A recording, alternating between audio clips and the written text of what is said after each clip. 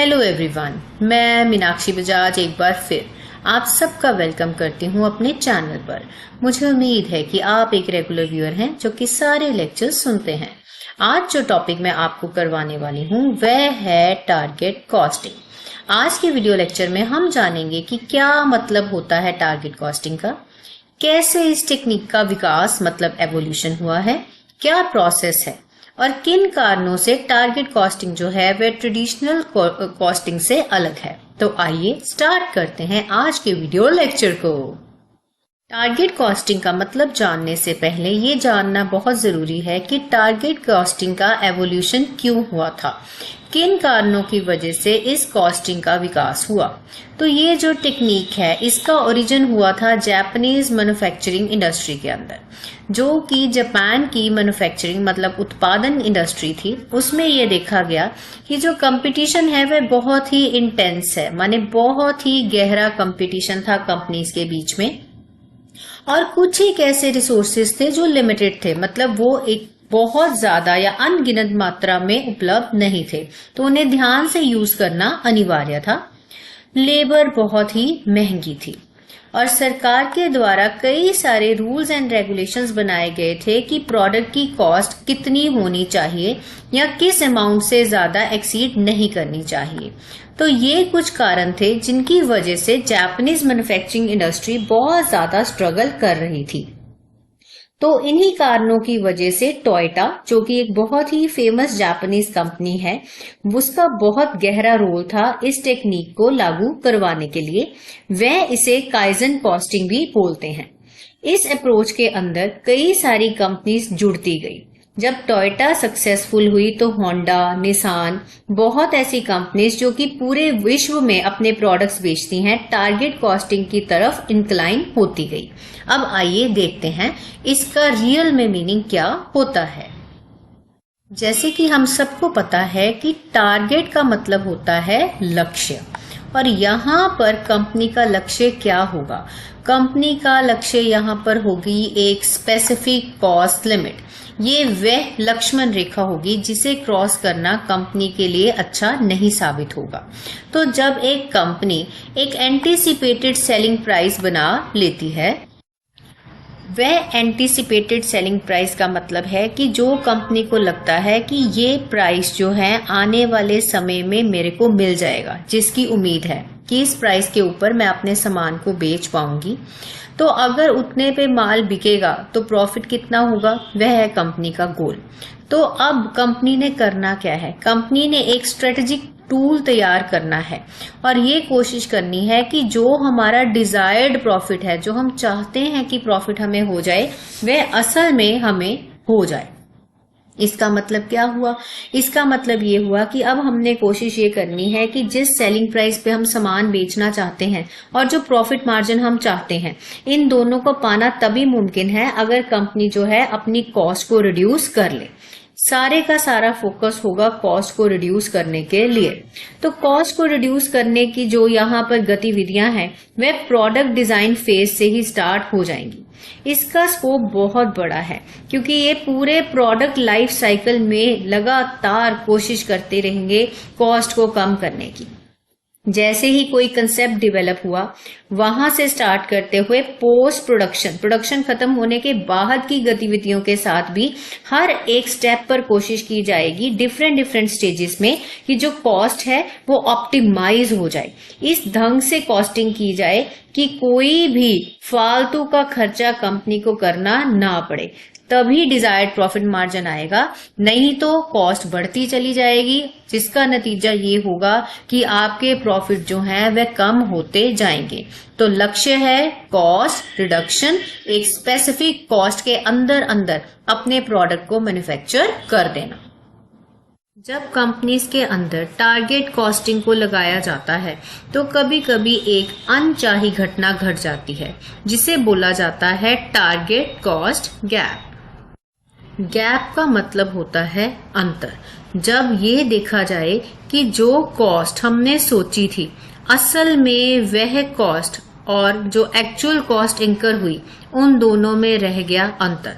तो अब कंपनी को कई सारी स्ट्रेटजीज डेवलप करनी पड़ेंगी जिससे ये जो कॉस्ट गैप आया है उसे ब्रिज मतलब जिसकी भरपाई कर दी जाए। ये जो कॉस्ट गैप है ये कंपनी के लिए अच्छा नहीं है। कंपनी को करनी पड़ेगी अलाइनमेंट, जो सोचा गया था एक्चुअल कॉस्ट को उसके अंदर अंदर ही पूरा करना पड़ेगा। अब कई सारे तरीके हैं जिसकी मदद से इस गैप को खत्म किया जा सकता है या उस अंतर का जो कारण है उसे खत्म कर दिया जाता है। सबसे पहला है प्रोडक्ट रीडिजाइन। रीडिजाइन मतलब दोबारा से उसकी सारी डिजाइनिंग करना, जिसमें आ जाती है सिंप्लीफिकेशन, प्रोडक्ट का उत्पादन आसान तरीकों से करना, डिजाइन के ऊपर दोबारा ध्यान लगाना ताकि कॉम्प्लेक्सिटी कम हो, जो मटेरियल यूज हो रहा है या जो कंपोनेंट्स यूज हो रहे हैं उनमें क्या कटौती की जा सकती है, इस चीज के ऊपर भी ध्यान दिया जा सकता है।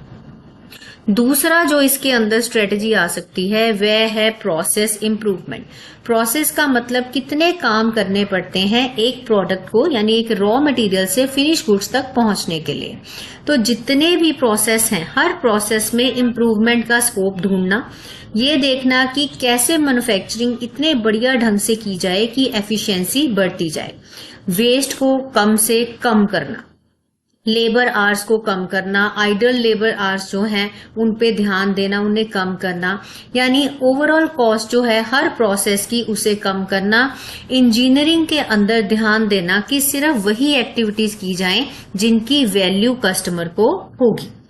उसके बाद आ जाता है कि हमारा वैल्यू इंजीनियरिंग करनी किस प्रकार है। तो वैल्यू इंजीनियरिंग करने के लिए ये जरूरी है कि प्रोडक्ट के सारे फीचर्स का ध्यान दिया जाए। ये देखा जाए कि कौन से ऐसे फीचर्स हैं जो कस्टमर को सेटिस्फेक्शन देते हैं और जो फीचर्स किसी काम के नहीं हैं उन्हें एलिमिनेट मतलब खत्म कर देना या मॉडिफाई करके उन्हें कन्वर्ट करना वैल्यू गिविंग फीचर्स के साथ। उसके बाद आ जाती है अगली स्ट्रेटजी जो कि है सप्लायर कोलैबोरेशन। कोलैबोरेशन का मतलब होता है मिलकर काम करना। तो सप्लायर्स के साथ बातचीत करना, नेगोशिएट करना और उनके साथ मिलके ये आइडेंटिफाई करना कि कॉस्ट कहाँ कहाँ पर सेव की जा सकती है। उन्हें बल्क ऑर्डर्स देना ताकि अगर हम आपसे ज्यादा अमाउंट लें तो आप हमें कितना डिस्काउंट दे सकते हैं। ये देखना कि जो मटेरियल हम ले रहे हैं क्या इसकी जगह कोई कम लागत वाला मटेरियल अवेलेबल है तो उसको ले लेना। अगली स्ट्रेटजी है स्टैंडर्डाइजेशन ऑफ द कंपोनेंट्स। जब हम कंपोनेंट्स की स्टैंडर्डाइजेशन की बात करते हैं उसका मतलब हो जाता है कि ऐसे कंपोनेंट्स को यूज करना जिन्हें बार बार अलग अलग प्रोडक्ट्स में यूज किया जा पाए। अगर एक ही तरह के कंपोनेंट्स कई सारे प्रोडक्ट्स में यूज होंगे उसका फायदा होगा इकोनॉमीज ऑफ स्केल। हमारी जो परचेजिंग एक्सपेंसेस हैं वह कम होंगे। इन्वेंट्री पे जो फालतू इन्वेंट्री पड़ी रहती है और उसके ऊपर कॉस्ट लगती रहती है वहां पे भी पैसा बचाया जा सकता है। तो यहाँ से हमें ये समझ आता है कि इन सब स्ट्रेटजीज का एक खूबसूरत सा कॉम्बिनेशन तैयार करना ताकि जो मैनेजर है वो इफेक्टिवली कॉस्ट को, जो कि प्रोडक्शन कॉस्ट हो सकती है, उसे रिड्यूस करे, मार्केट की एक्सपेक्टेशंस को वह पूरा कर पाए और अपने प्रोडक्ट में जो उनका डिजायर्ड प्रॉफिट है मतलब जो उनका इच्छित प्रॉफिट है उसे वह कमा पाए। अब हम जान लेते हैं कि टारगेट कॉस्टिंग के क्या क्या स्टेप्स हैं जिसे कि बोला गया है प्रोसेस ऑफ टारगेट कॉस्टिंग। क्या प्रक्रिया होगी जिससे कंपनी टारगेट कॉस्टिंग को अपनी ऑर्गेनाइजेशन में अच्छे से लागू कर सकती है। तो यहाँ पर इसे लागू करने के लिए जरूरी है कि कंपनी कुछ एक स्टेप्स को फॉलो करे। अब एक एक करके हम जान लेते हैं कि वह कौन कौन से स्टेप्स हैं। पहला स्टेप्स है कि ये जानना कि जो हमारे कस्टमर्स हैं उनकी जरूरतें क्या हैं, प्रेफरेंस क्या है, कंपटीटर उन्हें क्या ऑफर कर रहा है। साथ में मार्केट की रिक्वायरमेंट्स को देखना, अच्छे से रिसर्च करना, मार्केट के डायनामिक्स को, प्राइस किस रुख जा रहा है, क्या है जिसके लिए कस्टमर ज्यादा पैसे देने को तैयार है। इन सब बातों की अच्छे से स्टडी करना, एनालिसिस करना। उसके बाद डिटरमिन करना कि टारगेट प्राइस हम क्या सेट करना चाहते हैं। डिटरमिन का मतलब होता है कि जान लेना, अनुमान लगा लेना। तो प्राइस वैसा होना चाहिए कि कस्टमर की एक्सपेक्टेशन के अनुकूल हो। मार्केट में हमारे प्रोडक्ट की जैसी भी पोजीशन है वह उसे जस्टिफाई कर पाए। साथ में प्राइस ऐसा हो जो हमें हमारा मन चाहा प्रॉफिट भी कमा के दे। कंपटीटर के साथ compete भी तो करना है, तो कंपटीटर के साथ प्राइस भी मैच करता हो और कस्टमर भी अट्रैक्ट हो जाए, तो दिमाग लगा के ऐसा प्राइस सेट करना। उसके बाद इस्टेब्लिश करना टारगेट मार्जिन। टारगेट मार्जिन का मतलब ये हो जाता है कि हम कितना प्रॉफिट कमाना चाहते हैं, कॉस्ट पूरी हो जाए, फायदा हो, कुछ बचे भी, इस हिसाब से देखा जाता है। उसके बाद डिटरमिन की जाती है टारगेट कॉस्ट। ये है सबसे इम्पोर्टेंट बात, जहां पर हमने एस्टिमेट करना है कि हर एक कंपोनेंट की, प्रोसेस की, एक्टिविटी की जितने भी फैक्टर्स लगेंगे रॉ मटेरियल को फिनिश गुड्स बनाने तक कितना खर्चा हमारा होगा। अब उसे हमने टारगेट के अंदर अंदर ही पूरा करना है। और अगर ये देखा जाए कि खर्चा तो ज्यादा है, तो फिर बात आ जाती है उसे कॉस्ट इफेक्टिव बनाने की। तो यहाँ पर कंपनी को रिड्यूस करनी पड़ेगी अपनी करंट कॉस्ट, जो अभी कॉस्ट है उसे कम करना पड़ेगा और कॉस्ट इफेक्टिव मेथड्स को यूज करते करते उसे टारगेट कॉस्ट के अनुसार ही ढालना पड़ेगा। जैसे कि हमने पिछले स्लाइड्स में देखा था कि बहुत सारी स्ट्रेटजीज हैं जिसकी मदद से ये काम किया जा सकता है। तो कॉस्ट की रिडक्शन करना, कंटिन्यूअस इंप्रूवमेंट करना, ये दो बहुत बड़े चैलेंजेस हैं टारगेट कॉस्टिंग के अंदर। तो time to time value monitor करते रहना, फीडबैक लेते रहना, मार्केट के ट्रेंड्स को स्टडी करते रहना, यही कहती है टारगेट कॉस्टिंग की टेक्निक। अब हम जान लेते हैं कि टारगेट कॉस्टिंग और जो हमारी ट्रेडिशनल कॉस्टिंग जो कि शुरू से चलती आ रही है, इन दोनों के बीच में क्या डिफरेंस है, मतलब इनका अंतर क्या है। तो इनका अंतर मैंने एक टेबल फॉर्म में आपके आगे रखा है, जिसमें हम एक एक करके सारे पॉइंट्स को समझेंगे। सबसे पहले जो टारगेट कॉस्टिंग है वह मार्केट ड्रिवन है। मार्केट रिसर्च से ही पता लगता है कि हमने किस कॉस्ट के अंदर अंदर अपने प्रोडक्ट को बनाना है। ट्रेडिशनल कॉस्टिंग कॉस्ट ड्रिवन है, इसमें जितना हमारा खर्चा होता गया हम उसको नोट करते जाएंगे, एंड में टोटल कॉस्ट निकालेंगे, उसमें प्रॉफिट ऐड करेंगे और हमें पता लग जाएगा कि कितना हमारा जो है सेल्स प्राइस होना चाहिए। जब टारगेट कॉस्टिंग की बात आती है तो फोकस है प्री डिटर्मिन्ड टारगेट कॉस्ट पे, जिसका मतलब होता है कि कॉस्ट पहले से ही निर्धारित है, जो कि हमारा लक्ष्य है कि इसके अंदर अंदर आपने प्रोडक्शन करनी है। लेकिन ट्रेडिशनल कॉस्टिंग के अंदर ऐसा कोई भी लक्ष्य हमें नहीं दिया गया है। एक्चुअल कॉस्ट जैसे जैसे मटेरियल, लेबर और ओवरहेड की कॉस्ट इंकर होती जाएगी, हम बस उसे नोट करते जाएंगे। टारगेट कॉस्टिंग बहुत ही इनिशियल यानी शुरुआती स्टेजेस से स्टार्ट हो जाती है। जैसे ही एक प्रोडक्ट को बनाने का आइडिया कंसीव होता है, साथ में ही टारगेट कॉस्टिंग की शुरुआत हो जाती है। लेकिन ट्रेडिशनल कॉस्टिंग के अंदर कॉस्ट को कैलकुलेट किया जाता है। मार्कअप का मतलब एक परसेंटेज ऑफ प्रॉफिट जो कि हम चाहते हैं उसको ऐड कर लिया जाता है।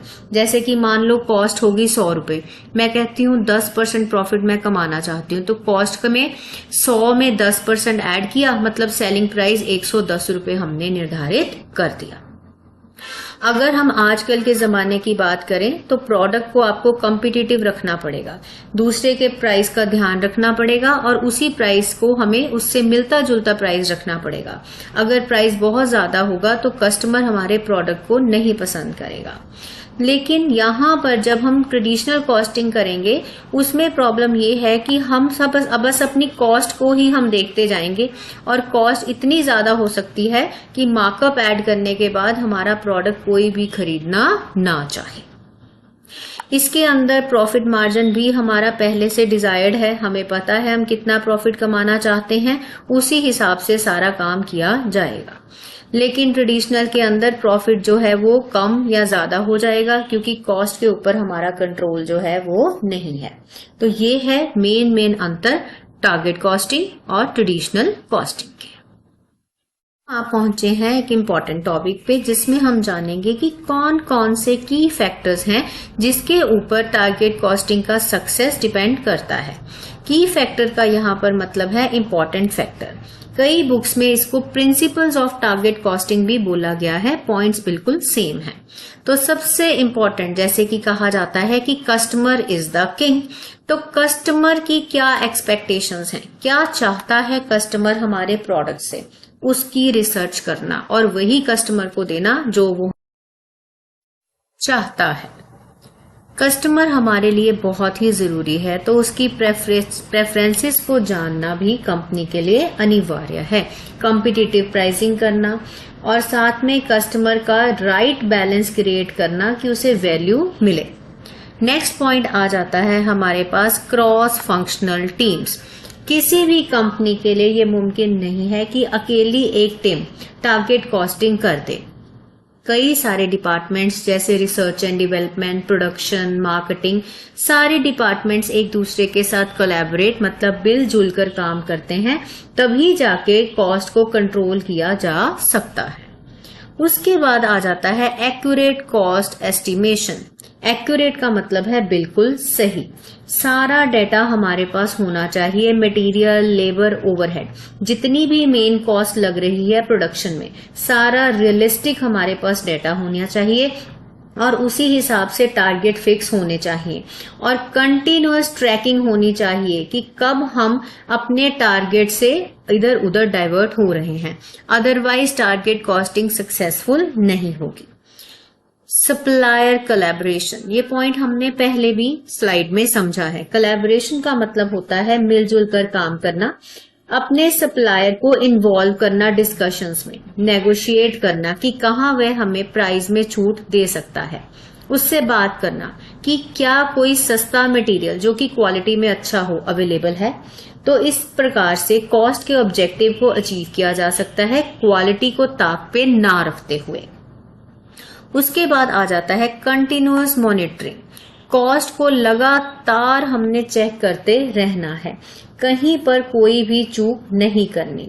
ये भी ध्यान में रखना है कि अगर कोई अनफोर्सीन सर्कमस्टांस आ गया जो हमने सोचा नहीं था, उसकी वजह से कोई वेरिएंस मतलब बदलाव आ गया, तो किस प्रकार से उसे कंपनी ने डील करना है ताकि कभी भी टारगेट के बीच में कोई डिस्क्रिपेंसी कमी ना आए। कमी आ रही है तो उसका सोल्यूशन ढूंढ लेना। प्रोडक्ट डिजाइन के ऊपर फोकस करना, ये देखना कि कैसे इनोवेशन की मदद से डिजाइन को बढ़िया किया जा सकता है और कॉस्ट को कम किया जा सकता है। प्रोडक्ट की फंक्शनिंग घटिया नहीं होनी चाहिए, बल्कि ऑटोमेशन की मदद से डिजाइन को बढ़िया हमें कर लेना है। मैनेजमेंट सपोर्ट, टारगेट कॉस्टिंग तभी सक्सेसफुल हो सकती है अगर मैनेजमेंट उसको सपोर्ट करे। लीडर का बहुत बड़ा रोल है। कम्युनिकेशन होनी चाहिए कि क्या स्ट्रेटजी है वो अपनाई जा सकती है ताकि कॉस्ट जो है वो टारगेट के अंदर अंदर रहे। कंटिन्यूअस इंप्रूवमेंट करनी है हर एक लेवल पे, तभी जो है टारगेट कॉस्टिंग सक्सेसफुल होगी। तो सारा फोकस किसके ऊपर हुआ? फोकस हुआ इनोवेशन के ऊपर, नए ढंग से काम करने के ऊपर, नई टेक्निक्स, ताकि टारगेट के अंदर सारा काम पूरा हो जाए। टारगेट कॉस्टिंग बहुत सारी इंडस्ट्रीज में लागू होती है, जैसे कि हमने स्टार्टिंग में एग्जांपल्स ली थी होंडा की, टोयोटा की, ये है ऑटोमोटिव इंडस्ट्री। कंज्यूमर इलेक्ट्रॉनिक्स के ऊपर, कपड़ों के ऊपर, हेल्थ केयर के ऊपर, रियल एस्टेट, कंस्ट्रक्शन के ऊपर, यहां तक कि डिफेंस में, फूड एंड बेवरेजेस में, हर एक इंडस्ट्री जो है वह टारगेट कॉस्टिंग की मदद से अपने मन चाहे प्रॉफिट को कमा सकती है। इसके साथ ही हमारा आज का लेक्चर कंप्लीट हुआ। मुझे उम्मीद है कि आपका ये टॉपिक अच्छे से हो चुका है और आप मेरे चैनल के साथ जुड़े रहेंगे। मिलते हैं बहुत जल्द।